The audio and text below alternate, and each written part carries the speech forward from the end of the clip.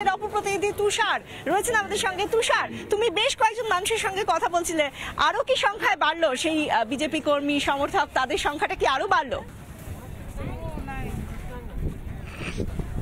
একদমই দেখো, বিজেপি কর্মীরা কিন্তু একের পর এক কিন্তু বাড়তে শুরু করে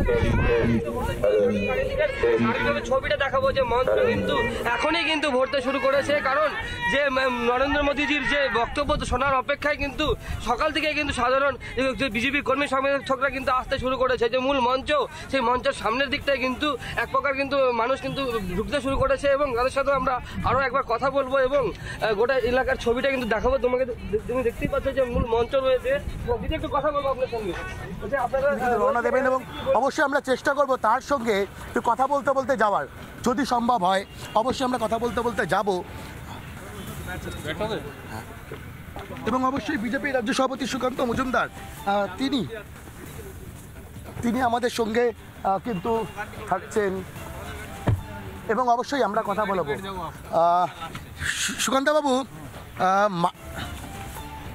সুকান্তবাবু, মার্চ মাসের প্রথম 9 দিনের মধ্যে এই নিয়ে রাজ্যে চতুর্থবার প্রধানমন্ত্রী নরেন্দ্র মোদী, এবার উত্তরবঙ্গ বলা হয় আপনাদের শক্ত ঘাঁটি, আরও মজবুত হবে, কি বার্তা থাকবে? দেখুন, উত্তরবঙ্গের শিলিগুড়িতে মাননীয় প্রধানমন্ত্রী আজকে আসছেন এবং শিলিগুড়ি আপনারা জানেন যে উত্তরবঙ্গের প্রাণকেন্দ্র, তো স্বাভাবিকভাবে শিলিগুড়িতে মাননীয় প্রধানমন্ত্রীর আসা মানে সমগ্র উত্তরবঙ্গের মধ্যে একটা আলাদা সেন্সেশন তৈরি হওয়া, আলাদা একটা কি বলবো উত্তেজনা বা উদ্দীপনা তৈরি হয় আমাদের কর্মীদের মধ্যে। এবং আমাদের মাননীয় প্রধানমন্ত্রীর ভাষণ, এবং গতদিনও উনি যেভাবে ভাষণ দিয়েছেন আপনারা দেখেছেন, আরামবাগ থেকে শুরু করে লাস্ট যে উনি সভা করলেন এবং সেই সভাতে বারাসাতে যে সভা করলেন মহিলাদের সভা, উনি যেভাবে মানুষকে হৃদয়ে গিয়ে টাচ করেছেন। আজকেও মাননীয় প্রধানমন্ত্রী উত্তরবঙ্গের মানুষের সাথে এবং বাংলার মানুষের সাথে বাংলার উন্নয়নের জন্য মাননীয় প্রধানমন্ত্রী যে কাজ করেছেন তার কিছু শুভ উদ্বোধনও করবেন এবং তারপরে পলিটিক্যাল বার্তাও দেবেন এবং আমার মনে হয় যে এর ফলে যে ইম্পালস তৈরি হবে, এই ইম্পালস গোটা উত্তরবঙ্গ জুড়ে শুধু নয় সমগ্র বাংলাতে পৌঁছবে। সুকান্তবাবু, একটা বিষয়, লোকসভা নির্বাচনের নির্ঘণ্ট এখনও ঘোষণা হয়নি, তার আগে আপনারা লাগাতার প্রচার সারছেন, এমনকি আপনারা প্রথম দফার যে প্রার্থী তালিকা সেই প্রার্থী তালিকাও ঘোষণা করেছেন। তৃণমূল আগামীকাল ব্রিগেডে বলছে রেকর্ড ভিড় হবে, তৃণমূল আপনাদেরকে চ্যালেঞ্জ ছুটছে, র্যাম্প দিয়ে মমতা বন্দ্যোপাধ্যায় অভিষেক বন্দ্যোপাধ্যায় হেঁটে ঢুকবেন?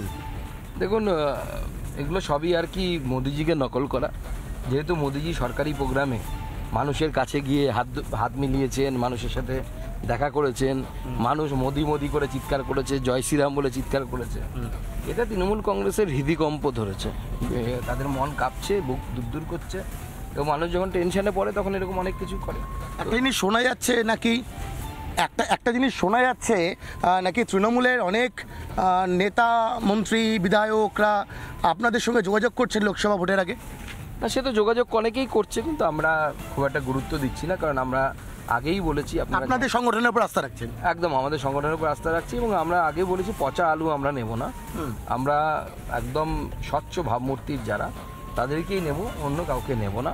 এবং আমরা আমাদের সংগঠনের যারা নেতা, যারা 21-এর পর মার খেয়ে লড়াই করে সংগঠনে আছেন বা বহুদিন ধরে যারা বিজেপির কাজ, বিজেপিকে শক্তিশালী করার জন্য নিজেদের জীবনকে চন্দনের মতো ঘষে ঘষে শেষ করেছেন, তাদের উপরেই আমরা ভরসা রাখছি, তাদের দ্বারাই জয়লাভ সম্ভব। সুকান্তবাবু, একটা সময় বলা হয়েছিল গোটা রাজ্যে নীল সাদা রং করতে, কিন্তু দেখতে পাচ্ছি আমরা আপনাদের সঙ্গেই যাচ্ছি, গোটা রাস্তাটা যেন একটু গেরুয়া গেরুয়া রং লাগছে না, শুধুমাত্র বিজেপির পতাকা তো চোখে পড়ছে।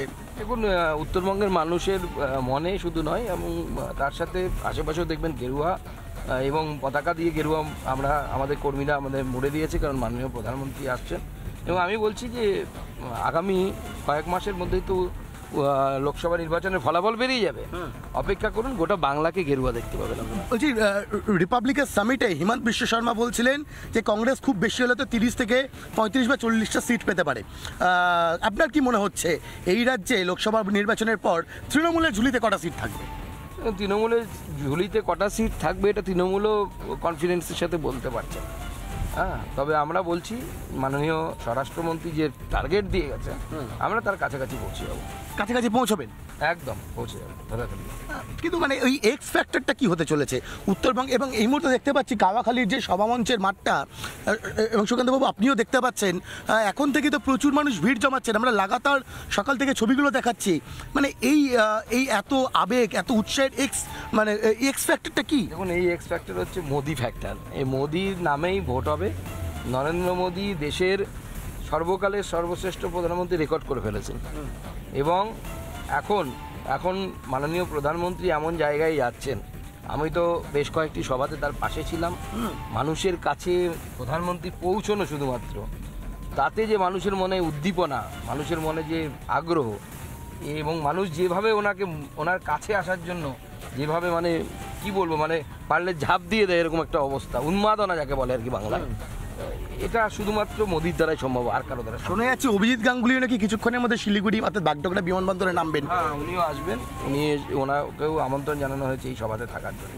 উনি এই সভাতে উপস্থিত থাকবেন, তিনি বক্তব্য রাখবেন। এবং এই মুহূর্তে দেখতে পাচ্ছি আপনি এই কাওয়াখালী যে গ্রাউন্ডে কিছুক্ষণের মধ্যে প্রধানমন্ত্রী বার্তা দেবেন, সেই গ্রাউন্ডে প্রবেশ করছেন। নিঃসন্দেহে দাঁড়িয়ে কি বার্তা দেবেন কর্মী সমর্থকদের, উত্তরবঙ্গের মানুষকে কি বার্তা দেবেন? প্রধানমন্ত্রী কি বলেন অভিজিৎ গাঙ্গুলিকে পাশে নিয়ে, অবশ্যই সেদিকে নজর থাকছে। কিন্তু এই মুহূর্তে একটা